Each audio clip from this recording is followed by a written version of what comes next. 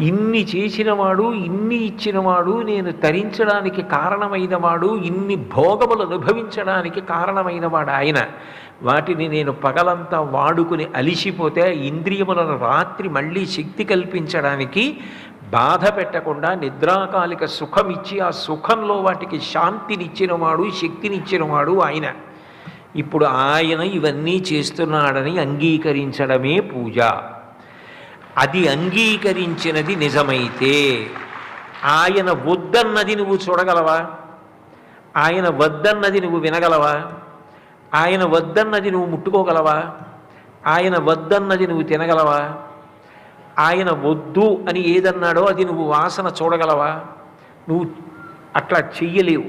అప్పుడు నీ అంత నువ్వు అనుకోకుండా ధర్మచట్రంలోకి ఇముడుతావు. ధర్మచట్రంలోకి ఇమడడానికి ప్రధాన కారణమేది అంటే పూజ.